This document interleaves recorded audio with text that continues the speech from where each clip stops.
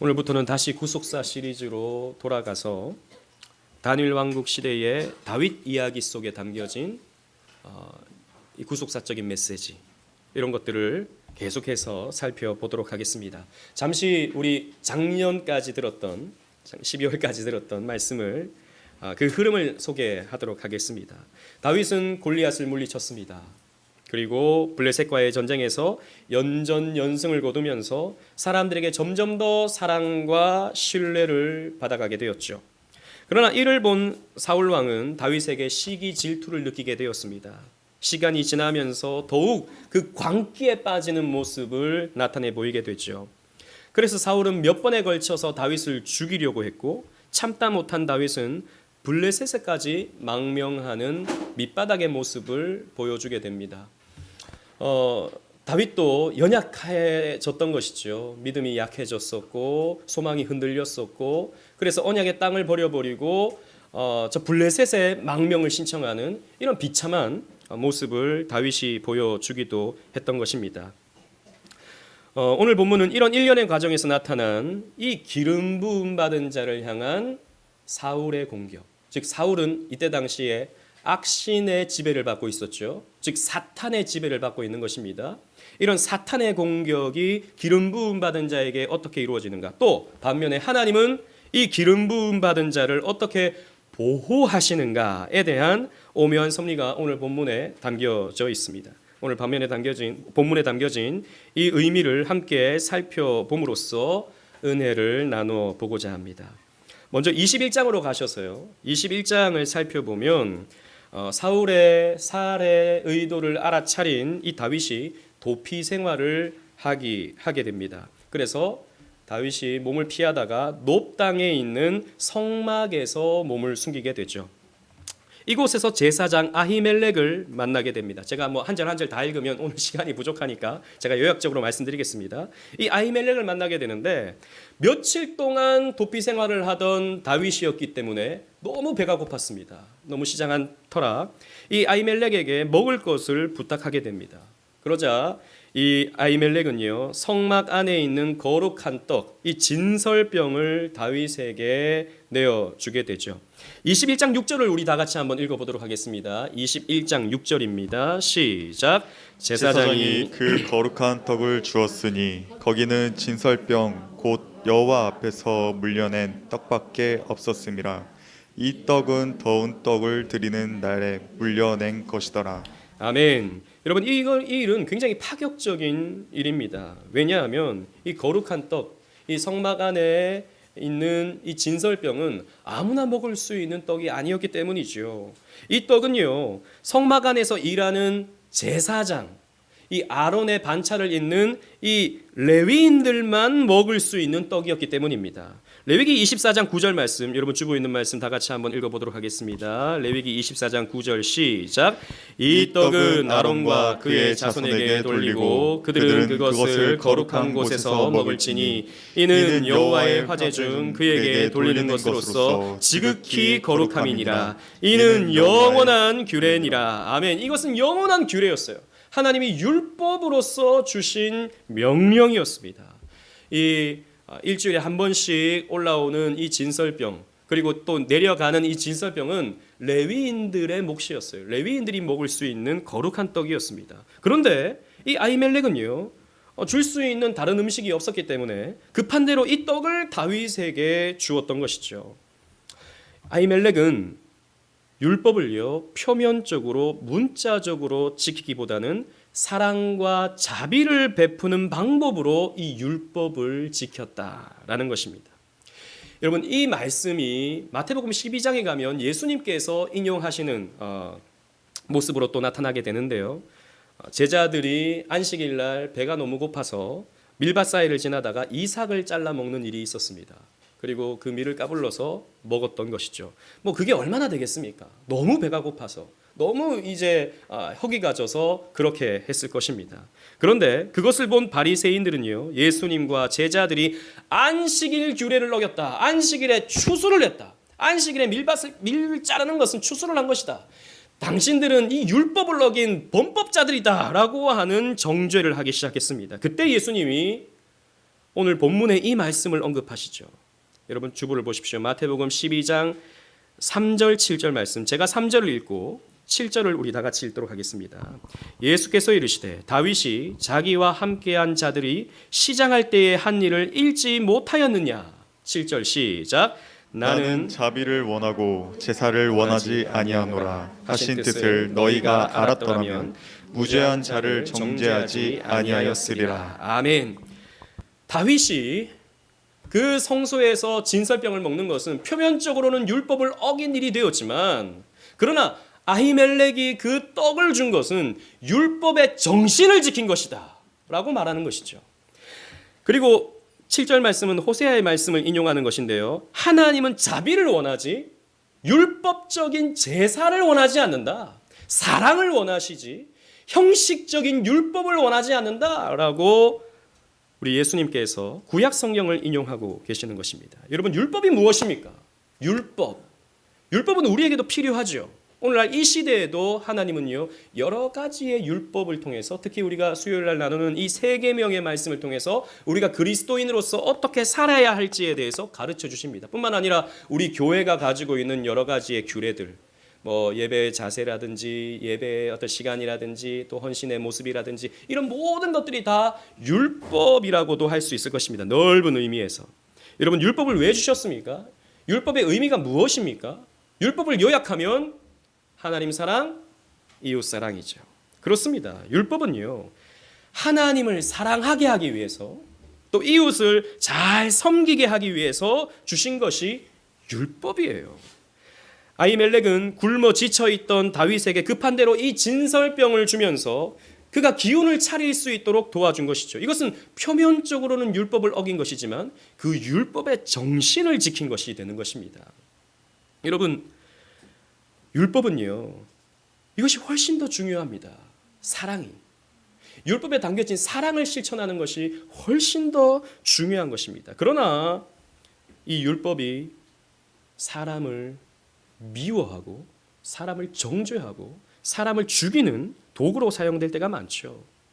예수님 당시에 바리새인들 또 종교적 기득권을 가졌던 사람들이 그러했습니다. 누가복음 10장에 보면 선한 사마리아인의 비유를 여러분 보셨을 것입니다. 그때 사람이 거반 죽어 있는데, 강도 만난 자가 거반 죽어져 있는데 제사장이 그냥 그것을 못 본 채 지나가 버립니다. 봤음에도 불구하고 그냥 지나가 버립니다. 레위인도 그것을 봤음에도 불구하고 도와주지 않고 지나가 버립니다. 여러분, 왜 지나갔죠? 그들에게는 긍휼의 마음이 요만큼도 없었기 때문입니까? 아니요. 그들은요, 율법을 지키려고 그렇게 했던 거예요. 이 제사장이 시체를 만졌다가는 자기가 부정해져서 성물을 못 보는 것입니다. 2주 동안. 그렇게 되지 않게 하기 위해서 율법을 지키려고 사람이 죽어가도 못 본 채 하고 그냥 지나가 버린 거예요.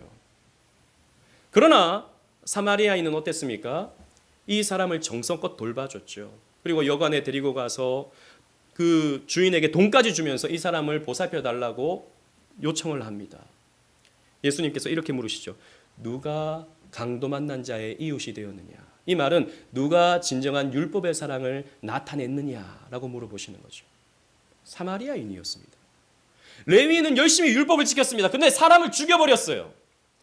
제사장은 열심히 율법을 지켰습니다. 그러나 사람을 죽여버렸습니다. 율법은 그렇게 사용되는 것이 아니다라고 하는 것을 예수님께서 선한 사마리아인의 비유를 통해서 말씀해 주시는 거죠. 기억해야 됩니다. 율법은 사랑을 위해서 사용되어져야 됩니다. 로마서 13장 10절 말씀, 주보에 있는 말씀 다 같이 읽어보겠습니다. 시작. 사랑은 이웃에게 악을 행하지 아니하나니 그러므로 사랑은 율법의 완성이니라. 아멘. 사랑은 율법의 완성이에요.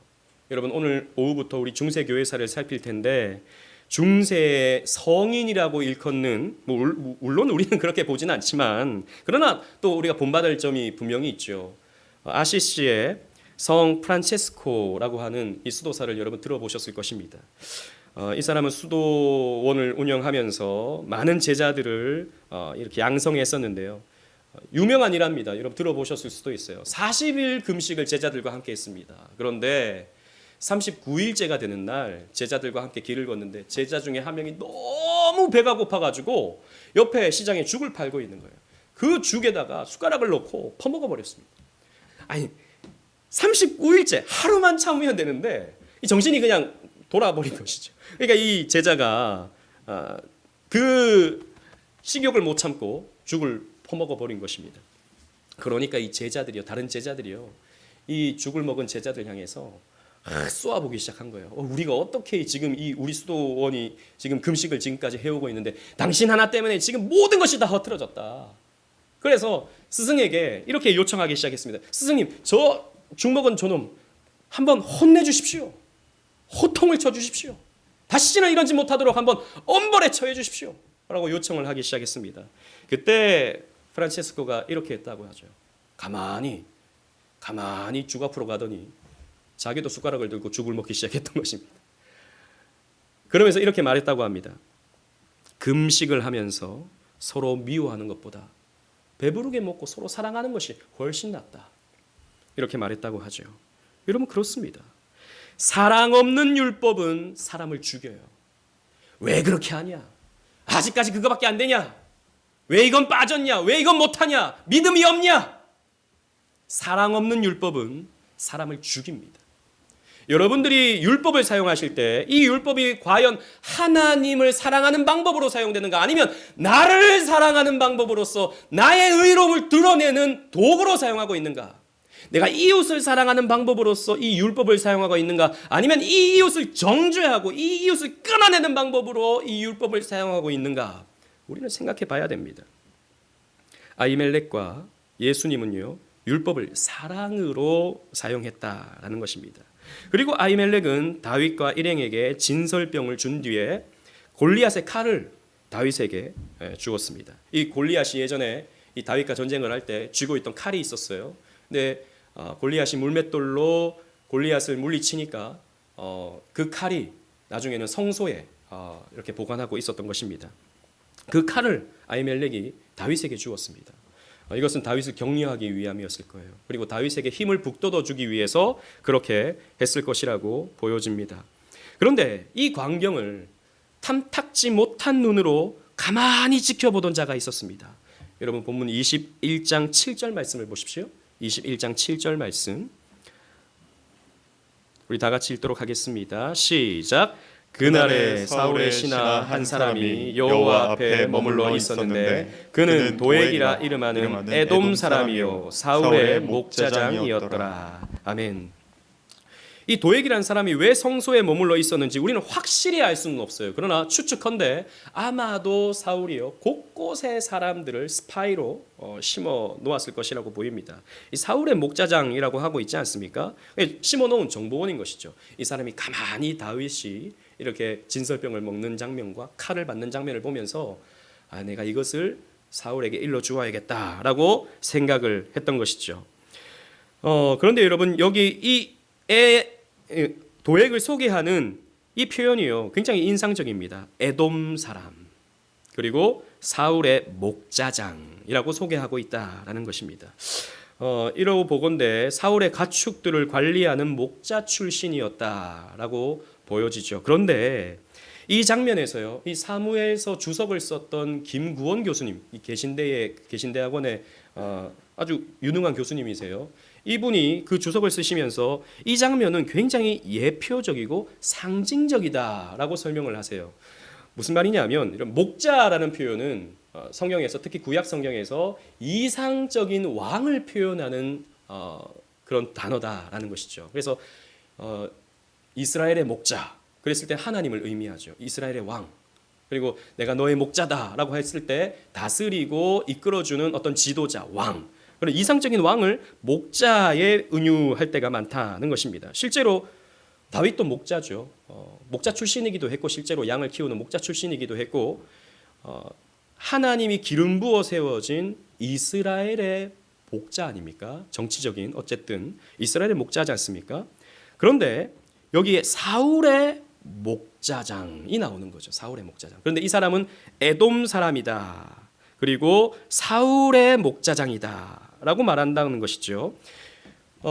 즉 이 놉이라고 하는 성소, 놉 땅에 있는 이 성소에 두 왕이 있는 장면이 그려지고 있는 것입니다. 이 장면이 바로 이제 1000년 후에 반복되어지는 그림이다라고 설명을 해주고 있어요. 여러분 1000년 뒤에 유대 땅에는 두 왕이 있었습니다. 유다 지파 출신의 진짜 하나님이 세우시는 이스라엘의 왕, 그죠? 그분이 누구십니까? 예수 그리스도. 그런데 에돔 출신의, 똑같이 에돔 출신의, 자기가 왕이라고 말하지만 실제로 왕이 아닌, 정치적으로는 왕이지만 실제로 왕이 아닌 에돔 출신의 왕이 있었죠. 누굽니까? 헤로드 왕. 이 이야기의 하나의 전조 그림이다라고 이 김구원 교수님은 설명하세요. 조금 이따 더 구체적으로 말씀드릴게요. 자, 이 사울의 목자 도액이 어떤 일을 벌이는지 22장으로 한번 또 다시 가보십시오. 22장으로. 이 도액은 첩보를 사울에게 보냈죠. 그러자 사울은요, 화가 나서 당장 이 제사장 아히멜렉을 소환합니다. 그리고 이 아히멜렉은요, 이 사울에게 이렇게 추궁을 당하죠. 22장 13절 말씀 보십시오. 사울이 그에게 이르되 내가 어찌하여 이새의 아들과 공모하여 나를 대적하여 그에게 떡과 칼을 주고 그를 위하여 하나님께 물어서 그에게 오늘이라도 매복하였다가 나를 치게 하려 하였느냐라고 했습니다. 네가 어찌하여 다윗을 살려두었느냐? 네가 어찌하여 다윗에게 그 빵도 주고 또 칼도 주고 그리하였느냐? 저 다윗이 오늘 매복하여서 나를 치게 될 줄, 그것을 네가 그렇게 방조하였느냐? 라고 이렇게 말하고 있는 것이죠. 물론 빵을 준 건 사실입니다. 칼도 준 것도 사실입니다. 그런데 다윗이 무슨 매복하였다가 사울을 치려고 한 그런 계획이 있었습니까? 그런 것은 전혀 없었습니다. 지금 사울은요, 과대망상에 빠져 있는 거죠. 또 피해망상에 빠져 있는 것입니다. 그래서 다윗이 자기를 죽일 것 같은 거예요. 그러니까 다윗이 자기를 죽일 것 같으니까 자기가 먼저 다윗을 죽여야겠다라고 생각을 하고 있는 것입니다. 그런데 이러한 상황에서 담대한 아히멜렉의 모습을 보십시오. 22장 14절 말씀 우리 다 같이 한번 읽어보도록 하겠습니다. 22장 14절 시작. 아히멜렉이 왕에게 대답하여 이르되 왕의 모든 신하 중에 다윗같이 충실한 자가 누구인지요? 그는 왕의 사위도 되고 왕의 호위대장도 되고 왕실에서 존귀한 자가 아니니까. 아멘. 아히멜렉은요, 다윗을 변호했습니다. 사실 변호했다기보다는 진실을 말했죠. 진실. 다윗이 누굽니까? 다윗과 같이 충실한 자가 누굽니까? 그는 왕의 사위도 되고 왕의 호위대장도 되고 왕실에서 가장 존귀한 자가 아닙니까? 옳은 말을 했습니다. 변호했다기보다, 편을 들었다기보다도 옳은 말을 했다라는 것입니다. 그런데 이 말은요, 이 사울의 가슴에 일어난 불에 기름을 붓는 그런 꼴이 되고 말았습니다. 그래서 이 아히멜렉을 죽이고자 하죠. 여러분 보세요. 아히멜렉의 지금 직분이 무엇입니까? 제사장입니다. 제사장. 그렇다면 아히멜렉도 기름 부어 세워진 자입니다. 그죠? 제사장, 선지자, 왕 이 세 사람이 기름 부어져 세워지는 직분 아닙니까? 기름 부음 받은 자입니다. 자, 이 두려움을 느낀 이 악의 세력이요, 담대하게 진실을 말하는 기름 부음 받은 자들을 공격하는 그림이 그려지고 있는 거죠. 두려움을 느낀 악의 세력, 진실을 말하는 그리스도인들을 공격하는 그림이 오늘 본문에 그려지고 있는 것입니다. 여러분, 이것입니다. 우리 역시 그리스도인들이죠. 우리 새벽에 말씀을 나눴던 것처럼 우리가 그리스도를 믿는 믿음으로 말미암아 우리 또한 그리스도인이 되었고 성령의 기름 부음을 받는, 그래서 우리도 이 삼중직을 실현하는 그런 사람들이 되었습니다. 그렇다면 우리가 진실을 말하잖아요. 진실을 말하면 세상은 우리를 공격하게 되어 있어요. 여러분 말해 보십시오. 예수만이 길이요, 예수만이 생명이요, 예수만이 진리라고 여러분 말해 보십시오. 그건 진리입니다. 우리가 믿는 진리입니다. 그러면 세상은 반드시 우리를 공격합니다. 왜 너희들만 진리야? 왜 너희들만 생명이야? 그럼 우리는 그러면 생명을 갖지 못했어? 그럼 우리는 진리가 아니라는 말이야? 아니야. 이것도 진리고 저것도 진리고 이것도 다 진리야. 너희들만 진리라고 말하지 마 라고 말합니다. 그런데 여러분 보세요. 이것도 진리고 이것도 진리고 그것도 진리잖아요. 이건요, 사실 진리가 없다는 말과 다르지 않습니다. 다 진리라면 진리의 의미가 무엇입니까? 진리의 의미가 없어지는 거예요. 다 진리라면. 이 말은 우리는 모르겠다라는 거죠. 우리는 뭐가 진리인지 모르겠으니까 다 옳다고 치자는 겁니다. 그런데 그리스도인들은 진리를 말해요. 어쨌든 자신들이 믿는 것에 대한 부분에 대해서 진리라고 굳게 믿고 있습니다. 나아가야 할 길에 대해서, 저 천국을 향해서 나아가는 길에 대해서 확신을 가지고 있다고요. 그럴 때 세상은요, 두려움을 느낍니다. 우리는 모르겠는데, 우리는 그 길을 알지 못하는데, 저 사람들은 길을 알고 있네, 저 사람들은 진리를 알고 있네. 두려움을 느끼는 거죠. 자신들은 모르는 그 진리를 저 사람들이 알고 있다라는 것을 못 견뎌 하는 것입니다. 두려움을 느끼는 겁니다. 그러니까 어떻게 합니까? 공격하는 것이죠. 그러니까 교회를 향해서 증오와 미움을 쏟아내는 것입니다.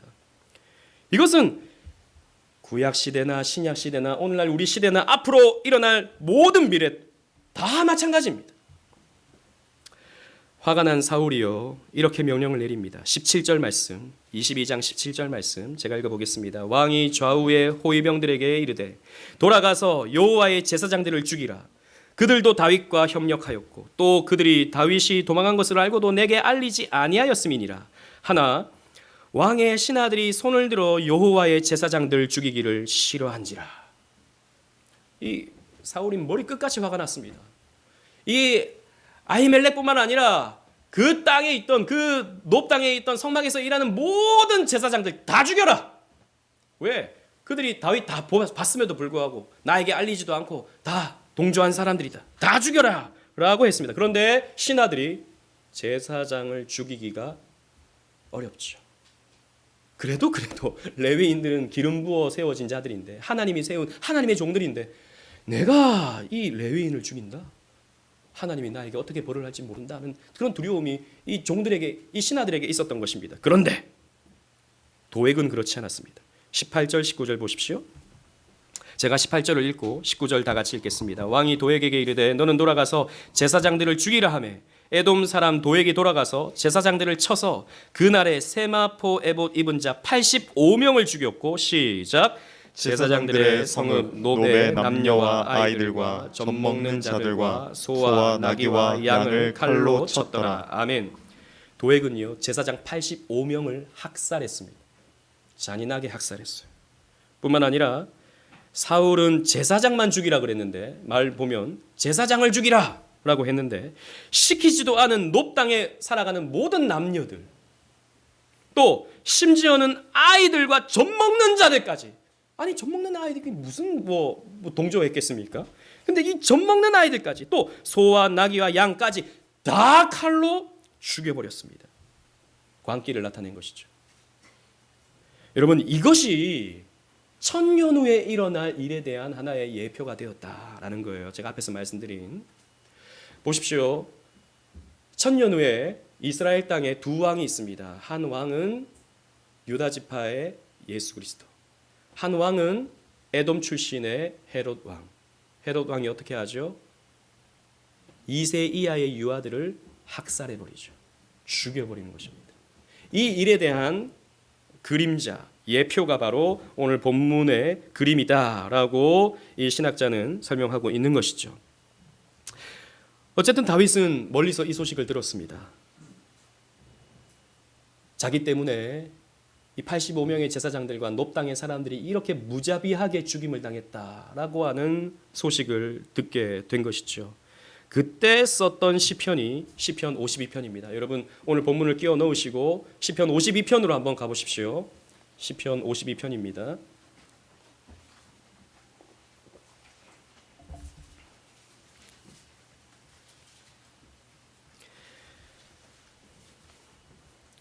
이 시편의 서문을 보십시오. 다윗의 맞쓰길 인도자를 따라 부르는 노래라고 되어 있고, 에돔인 도액이 사울에게 이르러 다윗이 아히멜렉의 집에 왔다고 그에게 말하던 때에, 즉 오늘 본문의 배경인 것입니다. 오늘 본문의 배경에서 다윗이 이렇게 시를 쓰고 있는 것을 볼 수 있습니다.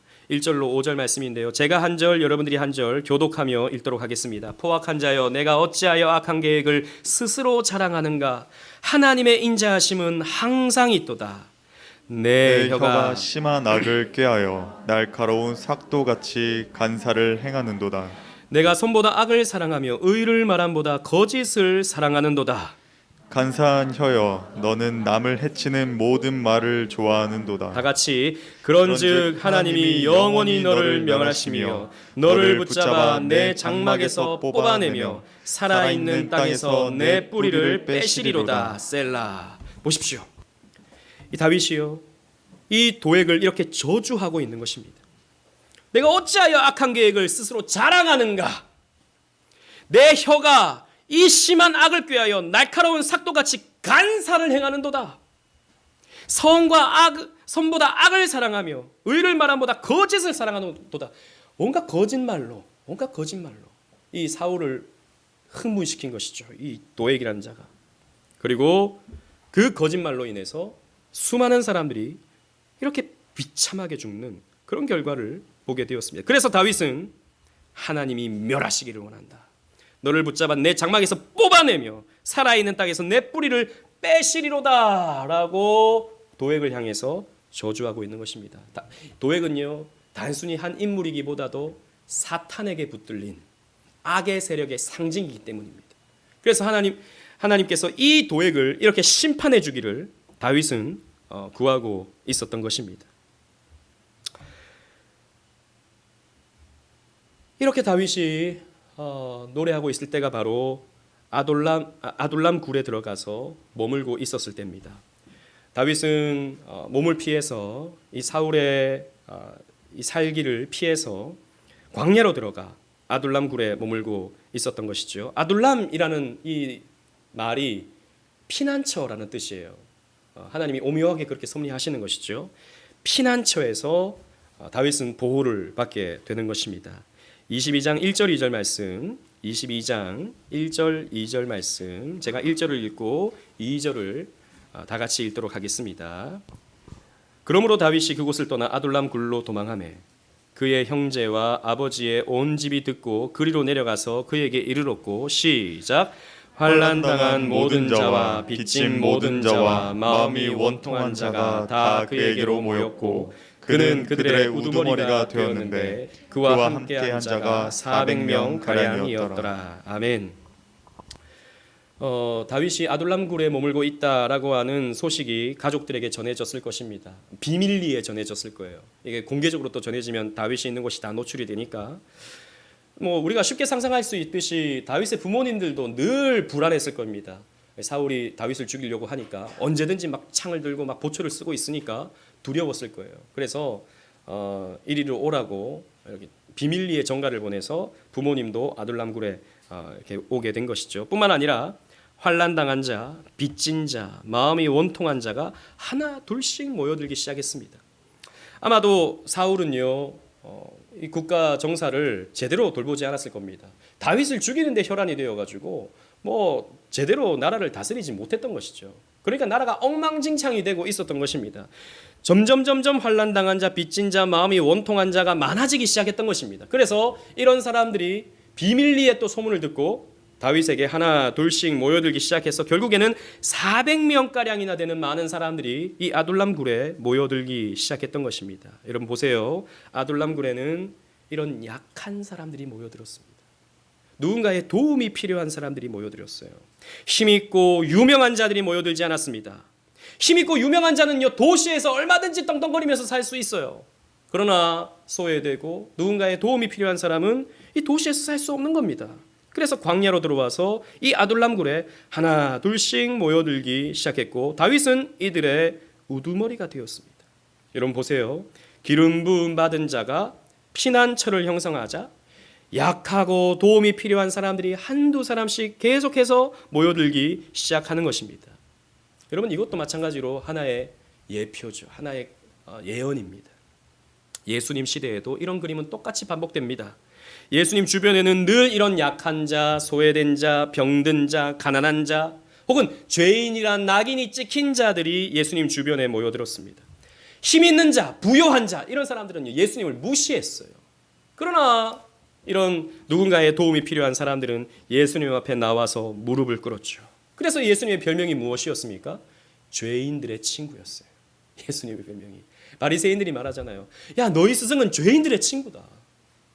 당시 가난한 사람들은요, 사람들이 이렇게 생각했습니다. 하나님께 벌을 받아서, 죄를 지어서 벌을 받아서 가난하게 되었지. 병 걸린 사람도 하나님께 무슨 벌을 받아서 저렇게 병이 걸렸을 거야. 이렇게 사람들이 생각했습니다. 잘못된 생각이었죠. 어쨌든 그런 사람들이 주변에, 이런 약한 사람들이 예수님 주변에 모여들었기 때문에 예수님은 죄인의 친구라는 별명을 얻었던 것입니다. 그러면서 주님께서 이렇게 말씀하세요. 마가복음 2장 17절 말씀, 주보에 있는 말씀 다 같이 읽겠습니다. 시작. 예수께서 들으시고 그들에게 이르시되 건강한 자에게는 의사가 쓸데없고 병든 자에게라야 쓸데있느니라. 나는 의인을 부르러 온 것이 아니요 죄인을 부르러 왔노라 하시니라. 아멘. 그렇습니다. 예수님을 따르는 사람들은 병든 자들, 가난한 자들, 헐벗은 사람들, 누군가의 도움이 필요한 사람, 약한 사람들이 예수님을 따르게 되어 있는 것입니다. 여러분들은 어떻습니까? 여러분들은 강한 사람입니까? 약한 사람입니까? 우린 다 강해지고 싶죠. 예, 우리 다 강해지고 싶은 사람들입니다. 그런데 성경은요, 예수를 따르는 너희들은 약한 자들이다 라고 말해주고 있어요. 사실 우리가 약한 자들이죠. 사도 바울은 이렇게 말합니다. 고린도전서 1장 26절로 29절 말씀 제가 읽어드리겠습니다. 형제들아, 너희를 부르심을 보라. 육체를 따라 지혜로운 자가 많지 아니하며 능한 자가 많지 아니하며 문벌 좋은 자가 많지 아니하도다. 초대교회도 그랬어요. 문벌 좋은 자, 돈 많은 자, 능한 자, 이런 사람들이 별로 없었어요. 다 가난한 사람들, 누군가의 도움이 필요한 사람들이 교회에 많았습니다. 계속 이어지기를, 그러나 하나님께서 세상에 미련한 것들을 택하사 지혜 있는 자들을 부끄럽게 하시려고 세상에 약한 것들을 택하사 강한 것들을 부끄럽게 하시며, 하나님께서 세상에 천한 것들과 멸시받는 것들과 없는 것들을 택하사 있는 것들을 폐하려 하시나니 이는 아무 육체도 하나님 앞에서 자랑하지 못하게 하려 하심이라 라고 했습니다. 여러분, 좀 기분 나쁘실 수도 있어요. 성경의 표현이 천한 것들, 멸시받는 것들, 없는 것들, 이런 자들을 택하사. 그럼 우리가 누구라는 겁니까? 우리가 천한 것, 우리가 멸시받는 사람들. 왜 이런 우리들을 하나님께서 선택하셔서 교회 운동을 펼쳐나가게 하시죠? 강한 자들이 막 강해가지고 자기들이 뭔가를 하고 하면요, 자기들이 힘세서, 자기들이 돈이 많아서, 자기들의 의지가 많아서 그렇게 한 것이라고 생각하죠. 그러나 약한 자들이 하나님의 일을 이루어 가잖아요. 그러면 와, 이건 내가 한 게 아니야. 아니, 나같이 약한 사람이 어떻게 이 모든 것들을 할 수 있어? 하나님이 하신 거야. 이렇게 말할 수밖에 없죠. 그래서 하나님은 약한 자를 들어서 사용하시는 겁니다. 여러분, 오늘날 우리는요, 무시당하면 안 된다고 생각해요. 약하면 무시받는다고 생각하죠. 그래서 어떻게든 나의 강함을 자랑하려고, 나의 강함을 증명해내려고 우리는 애를 씁니다. 근데 그게 애처롭죠. 안 강한데, 약한데 강한 척 하느라고 막 애쓰는, 아등바등하는 그런 모습들 보면 애처롭죠. 여러분, 남자 애들이 한 이제 중학생쯤 되면, 사춘기가 되면 어쨌든 그 약육강식의 논리가 막 적용되어지는 학교에서 살아남기 위해서 강한 척들을 하잖아요. 저도 그랬어요. 저도, 여러분 놀라지 마세요. 저도 욕해봤어요. 저도 중학교 때 욕해봤어요. 제 기억에 저희 누나가 제 친구들과 막 놀고 있었거든요. 저희 누나가 저를 부르더라고요. 야, 어떻게 그런 욕을 네가, 저에게 화냈던 기억이 있어요. 제가 생각해도 제가 욕을 잘했어요. 살아남기 위해서. 그리고 뭐 이렇게 친구들과 이렇게 부딪히고 그러면 괜히 막 이렇게 신경질 내고 괜히 책상 발로 차고 이러잖아요. 약해지면 무시당한다고 생각하니까.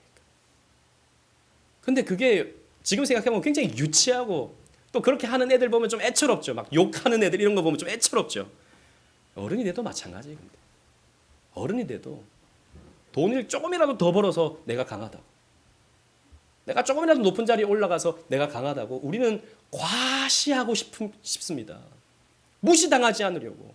그런데 아등바등 그렇게 살아가는 게요, 사실 굉장히 애처로운 것입니다. 내가 그렇게 강하지 않은데, 나는 약한데, 나도 누군가의 도움이 필요한데, 아니 나 혼자 살 수 있어. 우리는 그런 것을 독립적인 삶이라고 말하지만 아니요. 애처로운 모습이에요. 진짜 강함은요. 약함을 인정하면서부터 시작되는 것입니다. 나는 강해, 나는 강해. 이런 사람은 진짜 약한 사람들이에요. 자기 강함을 과시하는 사람들은요. 정말 약한 사람입니다. 돈으로 자기를 과시하려고 그러고 명예로 자기를 과시하려고 하는 사람은 정말 가난한 사람이에요. 그런데요. 약한 사람은요. 자기의 약함을 인정하는 사람은 그 누구도 무너뜨리기가 쉽지 않습니다. 예전에 그 샌프란시스코 가면 금문교라고 있죠. 그걸 중국인들이 많이 이렇게 건설을 했다고 해요. 중국인 노동자들이. 그래서 샌프란시스코에 가면 차이나타운이 크게 있지 않습니까? 저는 안 가봤는데 그냥 글로 읽은 거예요. 그 금문교를 지을 때 그 수많은 중국인들이 떨어져서 죽었대요. 너무 많이 떨어져 죽어서 나중에는 그 그물로 보호대를 설치했답니다. 근데 그물로 보호대를 설치하니까 웬걸요? 사람들이 안 떨어지더래요. 여러분 이 원리를 아십니까? 아 떨어져야지. 떨어지면 나 죽는다 생각하니까 너무 무서워가지고 떨어져 죽는 거예요. 그런데 그물이 있네. 떨어져도 되겠네. 라고 생각하니까 사람들이 안 떨어지는 거예요. 여러분 이것입니다. 내가 약해져도 돼. 나 떨어져도 돼. 라고 생각하면요. 우리는요 강해질 수 있어요. 그런데 어떻게든 안 떨어지려고 막 아등바등 떨어지면 죽는 거야 라고 생각하면요. 그게 곧 약해지는 것이고 그것이 결국에는 정신쇠약까지 오는 거예요. 여러분 우리는 좀 낮아져도 괜찮아요. 좀 가난해져도 괜찮고요. 좀 병들어도 괜찮고요. 어떻게든 병 안 걸리려고 어떻게든 가난해지지 않으려고 아등바등 애를 써보십시오. 그게 마음대로 됩니까 그게? 마음대로도 안 되는데 어떻게든 우리는 그것 강함을 유지하려고 애를 쓰는 것이죠. 아니요. 우리는 예수님이 있습니다. 그 예수님이 나를 강하게 하시는 거예요. 나는 약해져도 괜찮아요. 더 낮아져도 괜찮아요. 예수님이 있으면 우리는요. 그 어떤 어려움도 그 어떤 문제도 극복할 수 있는 강함을 얻을 수 있는 거예요. 나의 약함을 자랑하십시오. 그래서 나의 약함을 자랑하는 것이 우리 그리스도인들의 모습이 되는 것입니다. 따라서 교회는요. 자랑할 것 없는 약한 자들의 공동체라는 것을 여러분 기억하셔야 돼요. 물론 교회에 와서 자신의 어떤 감사를 또 자신이 겪은 은혜의 이야기들을 우리는요 함께 나누면서 함께 기뻐할 수 있습니다. 그죠? 그런 것들을 우리가 굳이 숨길 필요는 없죠. 그런데 교회가 지나치게 자랑 일색의 교제가 되잖아요. 그러면요 교회는 별로 오고 싶지 않은 곳이 됩니다. 저 사람도 저렇게 잘 되고 저 사람도 이렇게 잘 되고 저 사람 자식 저렇게 잘 되는데 나는 뭐지? 사실 나는 뭐지라고 생각하는 사람들이 훨씬 많아요. 우리 막 좋은 일은요 1년에 뭐 가뭄에 콩나듯 한두 번 있어요. 우리의 일상의 삶은 늘 고단하고요. 우리의 일상의 삶은 늘 지칩니다. 아유 우리 코인원이야 우리 성도님들은 늘 충만하고 늘 기쁘고 늘 좋던데 아니에요.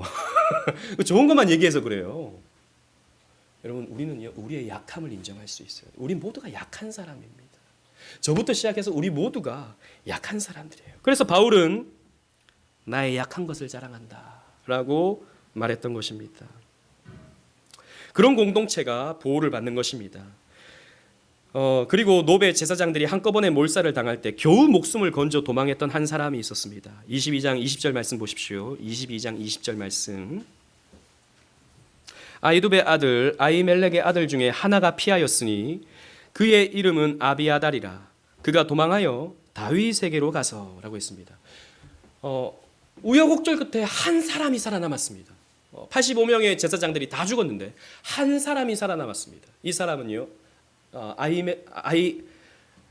아히멜렉의 아들 이름이 비슷해가지고 헷갈려요. 아히멜렉의 아들 아비아달이었습니다. 그래서 자초지종을 다윗에게 말해줬어요. 그러자 다윗이 이렇게 말합니다. 22절 말씀 우리 다 같이 읽겠습니다. 22절 시작. 다윗이 아비아달에게 이르되 그날에 에돔 사람 도액이 거기 있기로 그가 반드시 사울에게 말할 줄 내가 알았노라. 내 아버지 집의 모든 사람 죽는 것이 나의 탓이로다. 여러분 다윗이 진설병을 받아 먹을 때 그리고 칼을 받을 때 그곳에 도액이 있다는 것을 사울의 목자장이 있다는 것을 다윗이 봤어요. 그런데 저러다가 사울에게 일러주겠지라고 생각만 했지 이런 사단이 벌어질 거라고는 상상을 못했던 것이죠. 그때 적절한 조치를 못했던 다윗이요 이렇게 자기를 탓합니다. 이 모든 것이 나의 탓이다. 내 아버지 집에 모든 사람이 죽은 것이 나의 탓이로다 라고 하면서 마음 아파합니다. 이 학살의 책임을 자기에게 돌리고 있는 것이죠. 그렇지 않습니다. 누구 탓입니까? 이 80여 명이 죽고 높 땅의 사람들이 이렇게 학살당한 것은 누구 탓입니까? 광기에 빠져버린 사울 탓입니다. 또 거짓으로 아첨하고 이런 학살의 주범이 되었던 이 도액 탓입니다. 다윗 탓이 아니에요. 그런데 다윗은 기꺼이 그 책임을 자기가 지려고 하는 것이죠. 여러분, 여기에서 우리는 기름 부음 받은 자 그리스도의 모습을 보게 되죠. 그리스도께서는 우리의 죄에 대해 아무런 책임이 없으십니다. 우리가 죄 짓는 것, 우리가 꼬아서 생각하면 아까 우리 SFC 운동원들 작정에 대해서 나누었거든요. 모든 것이 하나님의 계획대로 되어진다. 이 작정. 그러면 내가 오늘 죄 지은 거, 내가 어제 친구에게 거짓말한 거, 이것도 하나님의 거룩한 작정 가운데 있는 것이 아닌가. 그러면 내가 죄 지은 것이 하나님의 작정 가운데 있으므로 결국에는 하나님 탓이네. 우리 이렇게 생각할 수도 있는데 이건 꼬여져 버린 생각이죠. 그렇지 않습니다. 하나님은 우리가 죄 짓지 않기를 원하시죠. 죄 짓지 않기를 원하십니다. 그건 죄를 지은 것은 우리가 나의 결심으로 죄를 짓는 것입니다. 예수님은 우리의 죄에 책임이 없으세요. 하지만 그 책임을 예수님께서 지십니다. 여러분, 주보를 보십시오. 디도서 2장 14절 말씀 다 같이 읽겠습니다. 시작. 그가 우리를 대신하여 자신을 주심은 모든 불법에서 우리를 속량하시고 우리를 깨끗하게 하사 선한 일을 열심히 하는 자기 백성이 되게 하려 하심이라. 우리를 대신해서 예수님께서 그 죄값을 치르시는 거예요. 우리의 죄책을 예수님께서 대신 다 십자가에서 갚아버리시는 겁니다. 이것이 우리 기독교의 가장 중요한 핵심 진리죠. 우리가 책임을 져야 됩니다. 우리의 죄에 대해서. 그런데 그렇게 하지 않으세요. 예수님께서 대신 다 가져가 버리십니다. 예수님께서 그 죄책을 다 갚아버리십니다. 아무 잘못도 없으신 예수님께서. 그리고 우리에게 깨끗한 마음을 주사 선한 일을 열심히 하라고 우리에게 격려하시고 우리에게 은혜를 베풀어 주시죠. 이 대속의 은혜를 알면요, 우리는 선한 일을 열심히 하게 됩니다.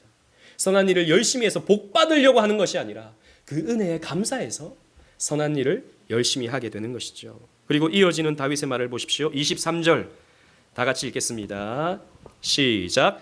두려워하지 말고 내게 있으라. 내 생명을 찾는 자가 내 생명도 찾는 자니 내가 나와 함께 있으면 안전하리라 하니라. 아멘. 두려워하지 말고 내게 있으라. 내 생명을 찾는 자가 너의 생명도 찾는 자니 사울이니 내가 나와 함께 있으면 안전하리라. 무슨 배짱으로 이렇게 말하죠? 다윗도 도망하고 있는 주제에, 다윗도 지금 숨어 있는 주제에 무슨 배짱으로 지금 이렇게 말하는 것입니까? 다윗은요, 알고 있었습니다. 비록 자신이 지금 도망하고 있지만 자기에게 하나님께서 기름 부어 주셨기 때문에 자기를 지키리라고 하는 그 믿음이 다윗에게 있었습니다. 시편 18편 50절 말씀 또 다 같이 읽겠습니다. 시작. 여호와께서 그 왕에게 큰 구원을 주시며 기름 부음 받은 자에게 인자를 베푸시며 영원토록 다윗과 그 후손에게로다. 아멘. 여호와께서 왕에게, 다윗에게, 더 나아가서는 예수 그리스도에게 큰 구원을 주시며 기름 부음 받은 자에게 인자를 베푸시며 영원토록 다윗과 그 후손에게 이런 지키심과 보호하심과 구원의 은총을 허락해 주실 것이다 라고 하는 예언의 말씀을 이 다윗이 시편을 통해서 하고 있는 것입니다. 이 말씀이 그리스도께 그대로 적용되죠.